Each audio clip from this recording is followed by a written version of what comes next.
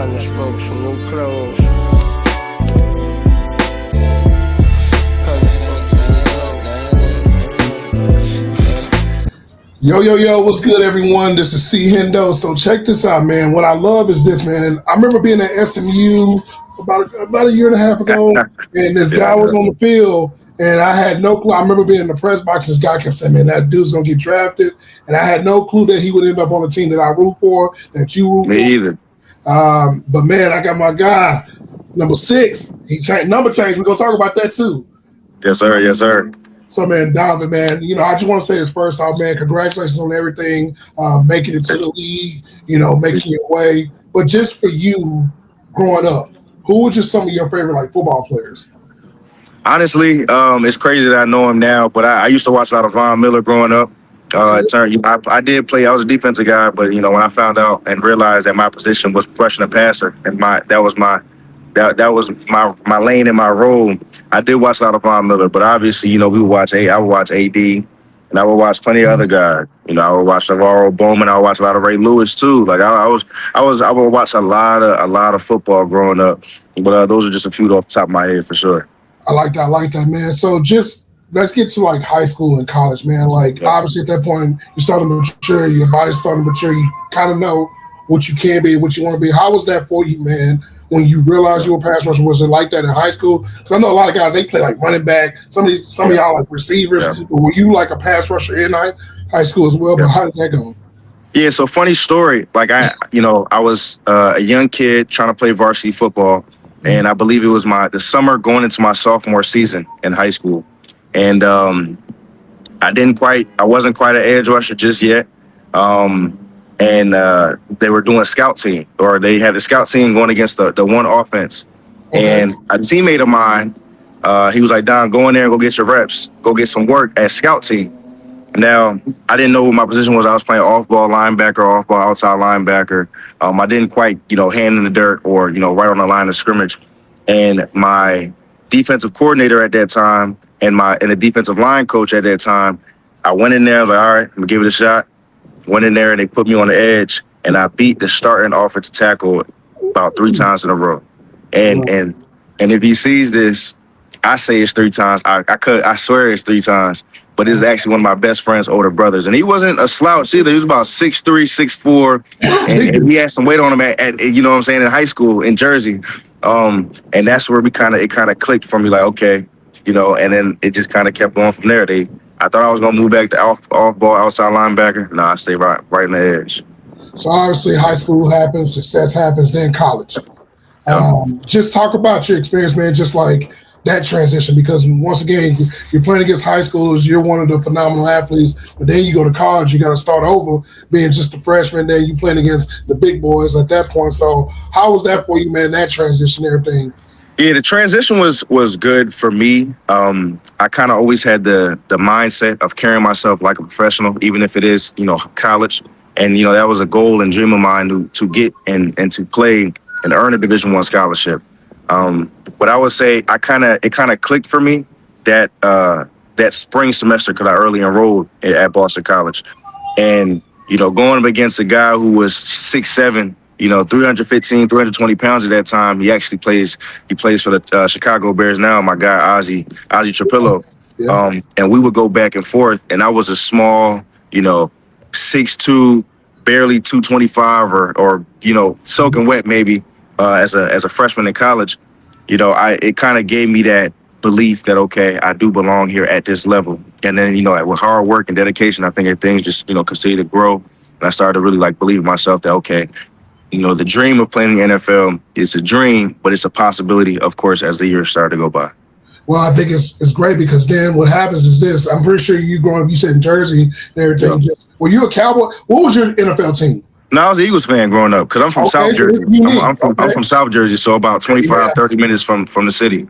So when the phone call happens and the Dallas Cowboys, because you growing up an Eagles fan, you're probably man, and of course all of us would be naturally say, man, you know what? It'd be a dream to play for your team that you grew up, but then it's the Cowboys of all teams, right? The team that's on TV every day. The people talk about it no matter what, good or bad, they find something.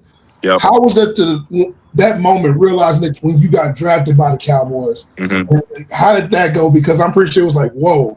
Honestly, I had no idea that I would be drafted by the Cowboys just because during the entire draft process or pre-draft process, I probably had an informal interview with the Cowboys one time at the Combine.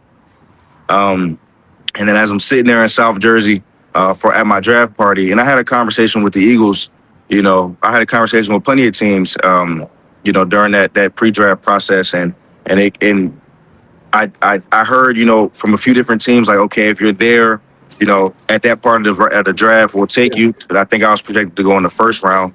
But I ended up not going in the first round. But it was a blessing, honestly, because like you said, the Dallas Cowboys organization, it's different. This is America's team, truly. And there are pros and cons to that. We're on TV all the time. They talk about things good or bad all the time. There are pros and cons to that. But it's been a blessing. I had no idea I was going to be a Cowboy, but I'm glad. I'm glad. The star chose me, and I fell on this star. So, I remember watching the Jets game last year, and I remember just jumping up and down. I see 41, and I'm like, and a kid, I seen him before, right? I seen you before. First sack, just a moment for you, and just being on the field. Well, how was the relief of that, man? Because, it's one thing to make it. You put on the uniform, you run out to the field for the first game, but then you get your first, what you're supposed to do, right? That's the job. How was that for you? So the first sack actually came, I think, the week after when we played the Commanders.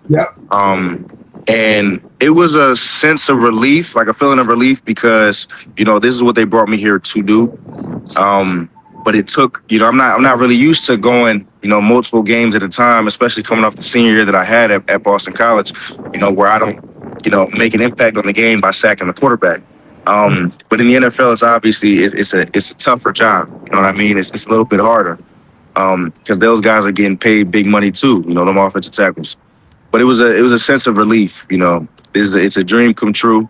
But this is what they brought me here to do, and I finally got back. Now, it wasn't. I didn't have the amount that I wanted to last year. But that's the learning curve. You got to learn some things as a rookie, and I'm very optimistic going towards year two. Well, I'll say this, man, because when I'm going back to last year, what I liked was this. I saw dog mentality. I saw that you wanted to be out there, like you said, you had to share reps. Trades happened. There was some bets there, but you made the best of your opportunities. And when I'm looking at all the rookies like Abdul Carter's in your draft class, all these guys, you quickly got on and you quickly made an impact. And I thought that was pretty dope, man. But, for you, man, you were rocking 41. So, obviously, if in Dallas, 41 means a lot because of Dirk Nowitzki, right? That was obviously the whole thing. But now you go to number 6. What's I know that's your number, but what's the importance? Is there importance to number 6, or is that just your number of choice? No, there really wasn't. I had a good friend who worked in scouting at BC, and I had ward number 16 when I first got to college, and that was the spring semester. And then 6 became available, and he was like, "Don, I'm not gonna lie, the 6 just looks better." It's crazy. And so I went with it because in high school I actually wore 11. I went with the 6, and it just. I don't know. I feel like that's the number I made the most impact on on a team, and I don't know. I think that's just me. That's just my number now. And so I hope to make a name for it. For that number 6. At pass rushing. And that's just kind of what I want to do here in Dallas. And that's, like I said, that's me. I'm 6. So.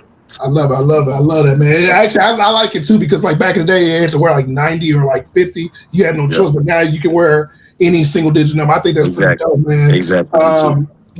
Last year, obviously defense was going through some changes. Guys are coming in. Y'all had Quinnen. Kenny Clark comes along a couple of weeks before the season. But this year, I've been like I told you, man, beforehand. You're one of the guys that's been highlighted by a lot of source sites and stuff like PFF. A lot of guys are saying this is your breakout year. And I'm looking at this defense. Obviously, Christian Parker, y'all got new defense coordinator, different things going on. I feel like this is a nasty unit with Rashard Gary being added. You got Quinnen, you and Malachi. I think that's going to be something crazy. I think that y'all two together are going to bring something special. How you feeling about the defense and obviously adding Christian Parker at DC? Yeah.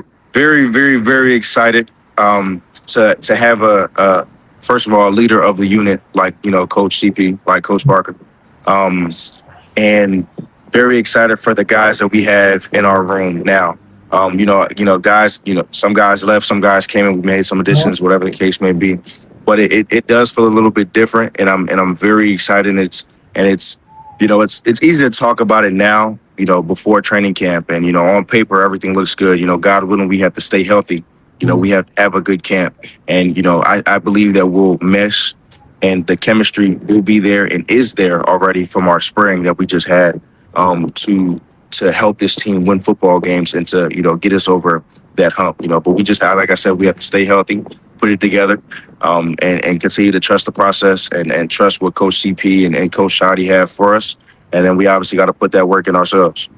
I mean, I think y'all are a talented bunch, man. For you though, like in your second year, the luxury of having a guy like Quinnen, Kenny and Rayshawn out there, which you look over, and it's those guys, man. Talk about just like being able to play with a guy like Quinnen Williams, who's an All-Pro young guy. Like, man. And it's not even just Q. It's also Kenny Clark. A guy who's established and All-Pro in this league. You know what I mean? And it takes pressure off of the edge rushers, but also I would say me personally, because as a young guy in the role that I'm in on the team that I'm on, I don't feel that pressure because there is attention and eyes on them. I have to do my job. I have to do my 111. In order for us all to be successful. But having guys who are playmakers, especially at the defensive tackle and even edge rush position like Rashawn, and even behind us, we made some additions. DeMarvion, Demo, my dog Demo, he's healthy going into this year. Man, I'm telling you, if that boy stays healthy, I watched him in Texas, man. Exactly, he could play. We had guys like Caleb, from Ohio State, like that.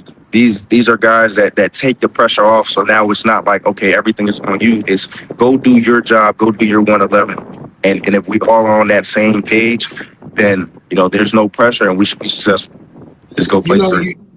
You just mentioned one of the additions. So, like, obviously last year we watched you get drafted, right? But then you're now the guy that can watch the draft. And as a player, when the trade comes in and the call is made and you look up and you see Caleb Downs. Now, I've asked players throughout the league about Caleb Downs. You get to see it firsthand. Just like as a dog yourself and just that mentality, man, seeing a dude that good, like how he was in college. How do you feel about him, man? Because I think that this kid could be when we talk about the Buda Bakers, the Cal Hamiltons, these guys, the Ed Reed, he's in that ilk of guys I think that could be that. Yeah. I believe Caleb has the potential to be great, just because not even looking at the way he plays and watching the film or whatever the case may be, but simply because of how he carries himself as a young professional. And I say that because I feel as though I carry myself as a professional, and it's that mentality that you have to come in and day out. You want to learn, you want to ask those questions, but you're also going to be a leader in your own right, if that makes sense. And that's what I see from Caleb. So that's why I believe that he is going to be a great player, for this team and help us, get to where we want to get to. And that's what you want to see out of a young guy and a rookie. And I'm saying that as I just didn't come off of my rookie year, as I'm still a young guy, right? But I think that's the way to carry yourself in this league if you want to be successul and you want to make an impact. A guy that you remind me of, and I think that because of your draft position, obviously you should have been a first round pick. It reminds me a lot of what DeMarcus Lawrence, how he came in and DeMarcus made his way. And then I feel like you're going to be that unsung guy that, obviously second round pick is still great, obviously. But the fact that I know that's a chip on your shoulder to want to be the guy to make all those teams that didn't draft you, right? But I got to ask you this, man, because I think the most important thing is not only do you have guys on the defense side that you get to practice and iron sharpens iron, but on the offensive side, we know how lethal the offense is. You got Dak at quarterback. You got Jorge and CD out there, Jake Ferguson. You're going against Tyler Smith and these guys all the time. So for you, as a student of the game and just studying the game, how is it to face an offense that lethal and perfect? I think that's the ultimate, man. Because I'm gonna be honest with you, in the league, I don't think there's many offenses that can be better than this Dallas offense. You get to see it every week. Yep. It's it's like you said, I get to see it every week, and there's not many offenses in the league that can match up, especially on paper for the offense that we have, right? And I talked to Tyler Smith and Tyler Guyton actually, Yeah. because I typically play on the right hand side. Obviously I talk to T Still and and Book and Coop, but I talked to especially Tyler Smith, and I was just like I need you to help me, be and get to where I want to get to with this thing. And obviously he'll be able to do that because we're getting live reps day in and day out. Camp is gonna be a dogfight day in and day out, and that's what you want as a competitor, as somebody who wants to be great.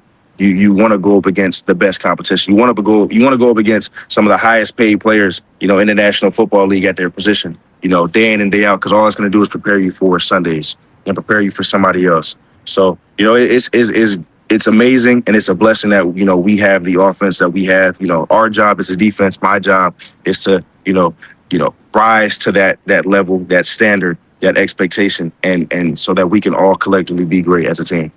Love it, man. So last question for me, man. Obviously, it's cliche to ask this, but we know winning is most important. Getting to that Super Bowl is the most important. But if I was a fan to walk up to you and say, hey, man, what should I expect from these Cowboys this year? Because I do feel like, because it's been sort of quiet, and usually when it's quiet, that means y'all cooking up something.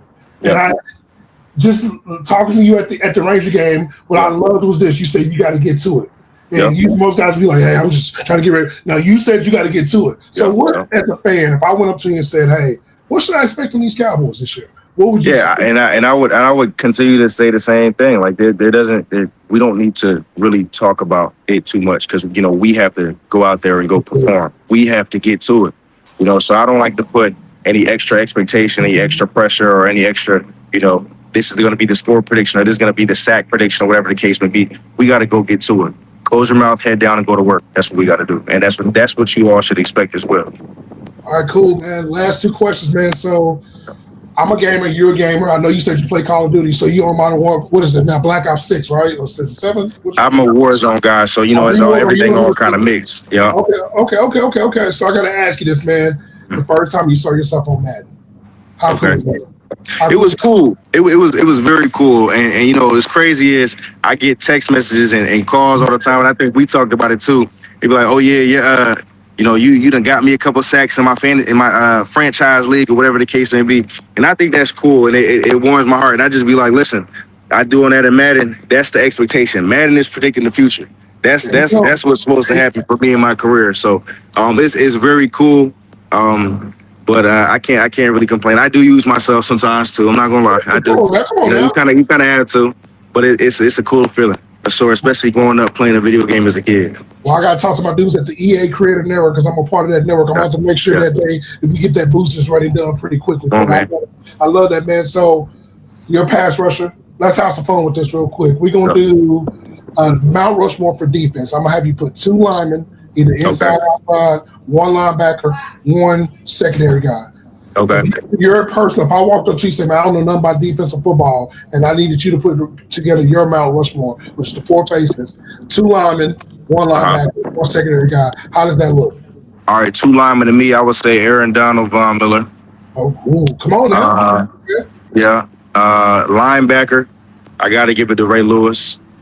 And then, you said DB, 1 DB? 1 CB, that means safety in the corner, 1. Okay. 1, you gotta go. You low key gotta go prime time. You gotta go prime. You gotta go prime, and then he was a former Cowboy, so you gotta go prime. I give it to him. Unreal, man. My last question. So when I get to the stadium on Sundays, I'm gonna see you. But you know how everybody get hyped up, got the music on. Sometimes you got your headphones working out. But let's say we at the stadium, right? And I look at the jumbo, the big screen in Dallas, right? In Arlington, I'm sorry, and I see the song is named after you. Okay. If you can pick any artist dead or alive to do that song, and it's your hype song, and it's named after you, who does that song? Pre-game? Yeah. I don't know. I kind of listen to a lot.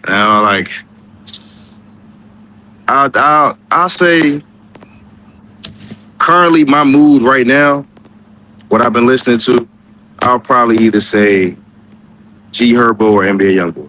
Just to Come on get me now. going for the game. Hey, so Something like that. Just to get me going for the game. You know what I'm saying? you gotta So, get the side, you gotta get the side, gotta get yeah, all that. You got to get ready to go. as a person who covers a lot of different sports. I cover baseball and stuff. For some odd reason, I call them the big three. It's Gunna, NBA Youngboy, and the other one usually is man, like especially in baseball Yeah. because he does a lot of stuff as Fred O'Bane. Like he is Okay. because he does a lot of baseball stuff. He does the batting cages. But yeah, NBA Youngboy is like a favorite. Him and Gunna, Sure. because it gets you going. Like it's just like Get going. I love it. I love it, man. Well, I'm gonna say this, man. Yeah. I know you gotta get off and get ready for camp and stuff, man. Once again, congratulations. Stay healthy. You know, I'm gonna keep in touch with you. Just keep doing your thing, dog. Keep representing. Keep leading the path. Keep leading the way. A lot of these young kids I heard watching you. I know when Rodney gave me the call, man, I was so excited, man, because that's my dog. And he was just, I was like, man, I finally get to talk to this guy because I watched him in college when they played at SMU. So I'm gonna say this, man. Keep doing your thing. Look forward to you having a big season. I'm gonna call it out first. I'm gonna put the expectation out there, and I think it's gonna happen. I see an 8 to 10 sack season coming for you, even more. We gotta go do it. I see. We gotta go do it. Because I feel like you motivated to do it, man. So once again, I appreciate you, dude. Keep doing your thing. We're gonna be sure to everybody follow you, subscribe to you, man. Everything on what you're doing, and we good. I'm sorry. I'm here. I can hear you. I think my camera just went out for a second. Oh no, you good. No, you good. Like I said, man. I know what you said. I said I see it. I need to go get it. No, you gonna go get it because you got that mentality. So once again, man, we're gonna be talking. Stay healthy. I'm gonna text you every once in a while, man. I'm not gonna be the nauseous Cowboy fan. Trust me, I'm not. When T.O. was on the Cowboys, I would give him texts and calls, and I would be like, hey man, good looking, man. Every time you make a highlight, it's gonna be on my Summer Jam screen, and I'm gonna make sure because you deserve that, man. So man, I appreciate you, man. Keep doing your thing, dog. We'll be talking again soon, G. Yo, All right. I appreciate y'all tapping into my content. Be sure to like every video, leave a comment, and subscribe. Peace. 100 folks from New Clothes.